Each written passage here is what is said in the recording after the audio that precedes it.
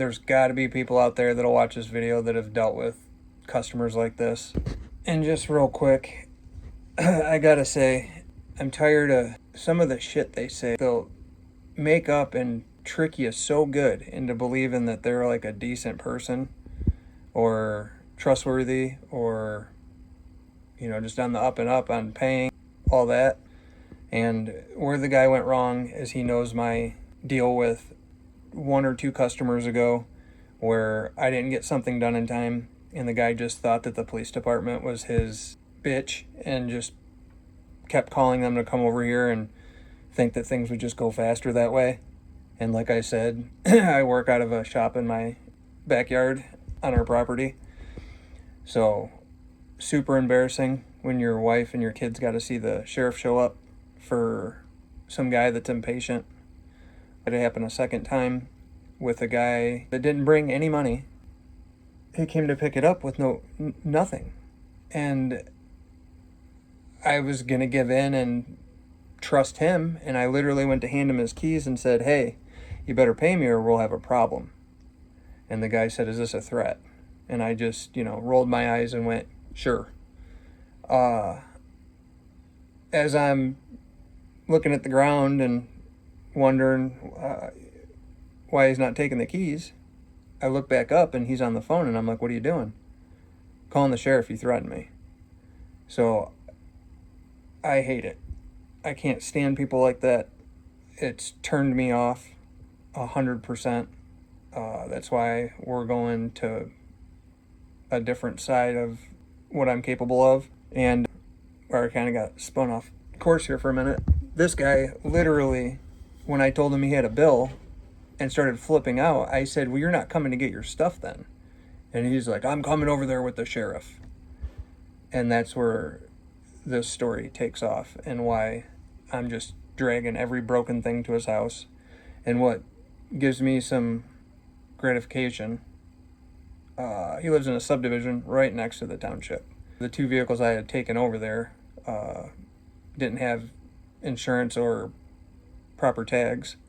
One of them didn't even run. You're not even supposed to have commercial vehicles or whatever in your neighborhood. Actually, anywhere in Lyon Township, and that's another reason why we're wanting to move. They got more rules here than you can handle. But that's a little inside of this video. Leave a comment. Let me know. Because I know people have had some headaches and dealt with it. This same career or not. So, like, subscribe, share. Thank you. I guess today's episode will be all about really stupid people. Or why are people so stupid? Or I'm firing a customer. I'm not sure. All of the above. But some people really suck. And this one goes back a year and a half, 2 years. And I'm not going to say any names or the name of the business, but he's got heavy equipment. He needs work done. Dump trucks, zero turns, shit like that. And I noticed it right off the bat, but I didn't mind until he had gotten so cheap that I don't think he realizes what it costs to keep a 40 by 60 foot shop powered, lit, machines running and heated, plus your just normal bills. But the kind of person that would bring over equipment and I would say, hey, I don't want to get too booked up, bring over two at a time, we'll take care of it. And of course he would bring over his dump truck with a 20-foot flatbed trailer on it with 2 zero turns that he had left out all season. So I said, all right, after probably 3 to 4 weeks of them sitting here, I said, let's get ripping on these. And the part where it gets screwy is I'd send him a price. Here's parts and labor. He would, I can go pick stuff up. I can go pick up this. I can go pick up that. A few things, yeah, that's nice sometimes. First of all, are they picking up quality parts? Are they getting the cheapest of the cheapest China, Walmart shit? 2, are they going to pick up the right parts? 3, are they going to get the parts to me when I needed them? It's like, just pay the damn parts and labor unless it's something we've already agreed on. And he would always push it, you know. Let me know if you need me to run around and grab anything. And it's like, yeah, okay, that's cool sometimes. But then when they get here to drop parts off, do they linger? He did. And get you just off your rhythm. When you're working on, say, 5 things at once, you know, I'd have a engine job on the hoist. I would have a BMW under it getting a starter. I would have something outside getting brakes. His mower or trailer or whatever getting worked on. And you come over here and just fucking hang out. You literally are putting everybody off for another day. So that was always a problem.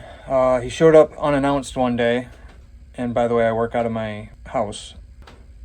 All my customers are usually respectful enough to like call or message or whatever. But of course he shows up with this damn, oh, my car's overheating, it's for X, Y, and Z, and can you take a look at it? And you'd think this was set up almost. I climb down off the ladder trying to replace a bulb when he walks into the shop. I walk outside, pop the hood, I'm talking to him, and I'm literally saying, look at all the bubbles into the overflow container. And of course this is going a lot faster than I'm going to say it. I said, where's that pressure coming from? This has obviously got more than what you're thinking is wrong with it. It's typically a head gasket, you know, unless you had just put coolant in it. It could be burping bubbles, but no sooner do I go to like touch the hose to see if it feels pretty stiff, the plastic union that connects the 2 hoses with the radiator cap on like a Dodge Avenger blows up. He had been telling me this thing pinned the gauge, so we're probably 300 degrees at this point. Misses my eyes and my face, blasts me in the chest, down my arm, down the side of my ribs, and second, in some spots, 3rd degree burns me. Of course, I run in the house. I'm freaking the fuck out now. I'm burnt. I'm ripping my shirt off. Like, I can just taste coolant. I get in the cold shower. I'm freaking out. Tell my wife, call urgent care. Let me know if there's something I can do. Of course, nobody wants to talk to you. They just want you to come in.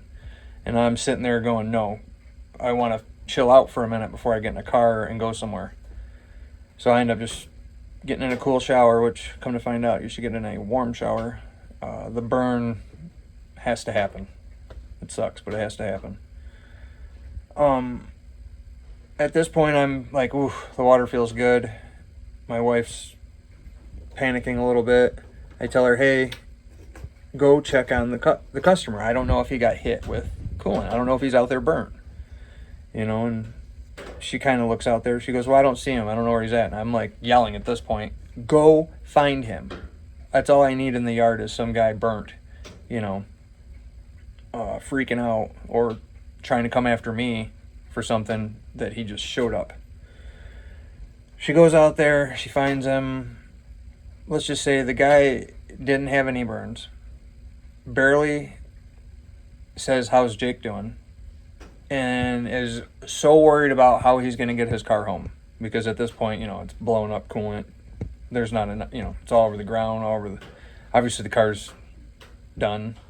It needs work. And that's his biggest problem. How am I going to get my car home? Fuck you, buddy. Dude, I just got blasted with coolant. Trying to do you a favor for you just showing up, trying to fuck my day up. So, we are evicting all of his equipment. His 2 dump trucks, his 0-turn, his skid steer, and we're taking him to his house. Yeah, some of them run, some of them don't. Some of them, he doesn't want to put the money into it. That's the next problem. I call him and say, hey, your balance is X amount of dollars. Or I messaged him because he wants to keep coming and picking pieces of his equipment up. And by the way, I've got his other stuff diagnosed or saying, hey, it needs at least this much money to start it. Never does that ever come through. Basically, it's a tactic to store the shit here. And then when it comes time to work on it, bitch, and just needle dick the fuck out of the price. I'm sorry, if you go to Weingards or you go to a dealership or anything, dude, you're paying $100-$200 an hour. It's through the roof, and I'm fair. And this guy don't want to pay for what took me about a week and a half of tracking down parts, so you didn't have to put a whole carburetor on it. Every time I would go to start it, something else would be wrong with it. The fuel tanks got water in them, so that was the first problem. The water got into the carburetor. The carburetor got all rusted. I had to redo that. I redid the fuel lines. When I started it, it kicked the rocker arm off the exhaust side, which was weird. So it was running on one cylinder. So I had to get into that. His other mower had a hydraulic leak. I fixed the as I'm taking it apart, I see this spot that's like a witness mark of a crack. I'm like, man, I think this housing's cracked. I go through it, reseal it, put it in.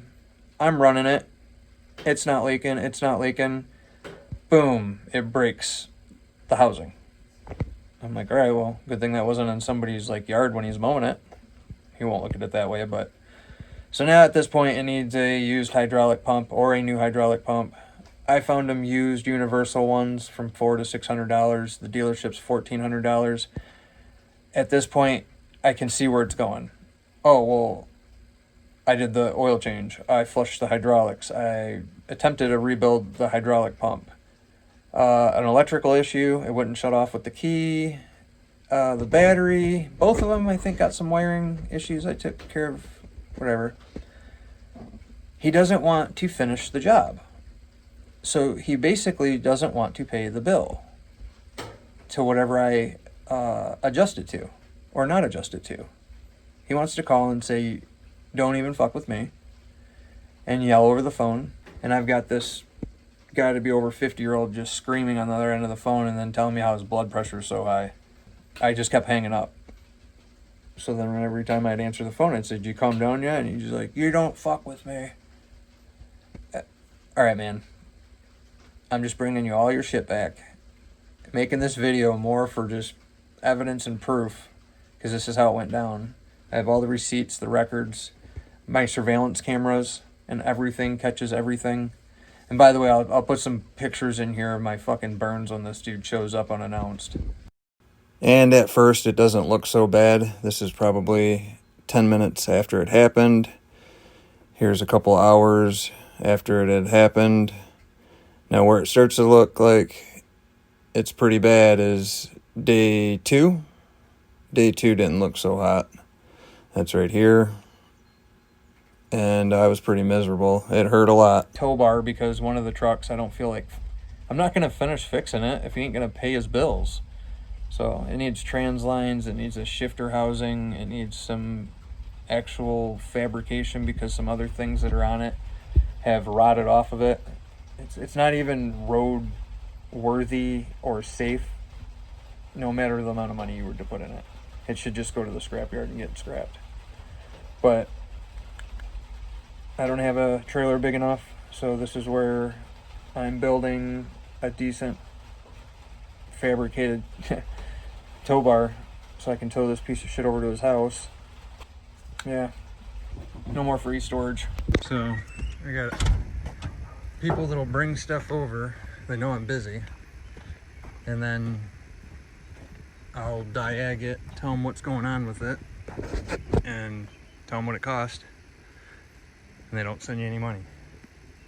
Or with this certain customer, I started working on his stuff, let him take a bunch of his stuff, and then told him when he wanted to grab the rest of his stuff to finish covering his balance, and he starts, you could tell, making up, oh, my mower's not right, this isn't right. Well, why didn't you tell me?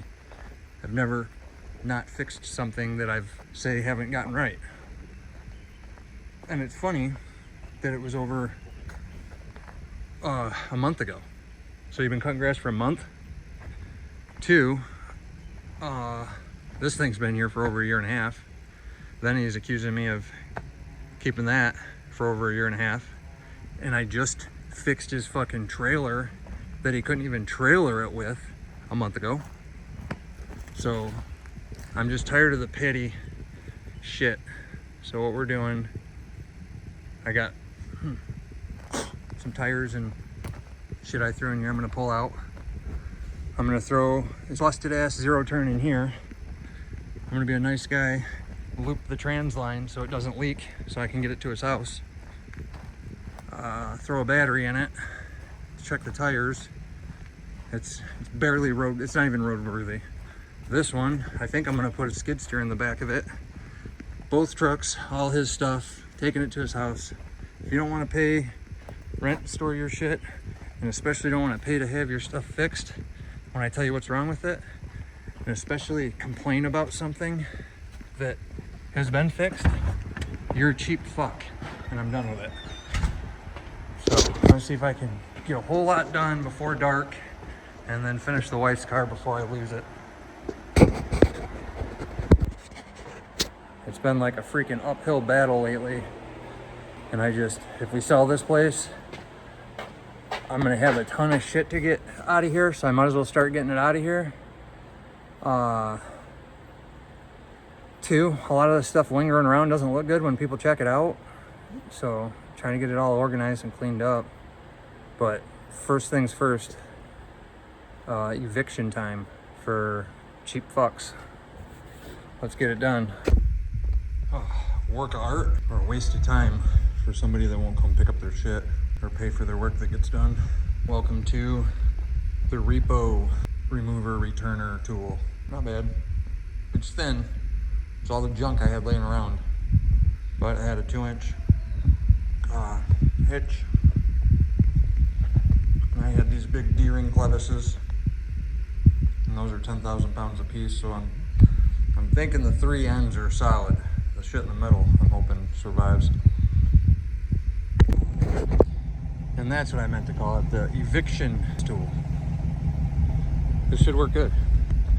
If I remember anything from my brother ripping a bumper off my dad's truck, it was wide turns, very wide turns. So, see what she does. I'm calling it a success. It's kind of like the further I go, the safer I feel. Not really, but going as smooth as I believe it could go. We're in 4 low lock on the dirt, so I can even get the thing going and turning. Eviction process has started. And I'm pretty sure that he doesn't have fucking any insurance on any of this shit. So we're gonna be really careful. I don't know, it'll probably be a reason for him to come after me. Well, he drove my vehicles knowing there was no insurance on it. Because I'm a fucking moron and I can't pay for anything I'm supposed to do the correct way. But let's get this stupid pile of Ford over there. On the road again. I'm just singing songs about being on the road again. Hopefully this fucking Ford don't break down again. Oh, and that's another thing. So it's hilarious to me that people bring their shit to you, right? Do-it-themselvers, and you're like, yeah, let's start with plugs, wires, cap, rotor. Oh, I already did plugs, I already did wires, I already did that. I don't give a fuck. You did half of it, and that was fucking a year or 2 ago. And then you drove it on a misfire. So I'm not playing that game. It's maintenance, do it all at the same time, and then when it's still misfiring, you can bitch at me. But that's the reason that cheap people end up having shit that don't work or is still broke, or they're bitching at the mechanic or the person they had fixed kinda part of it. It's just, it goes hand in hand. Don't deal with them, evict them. You're fired.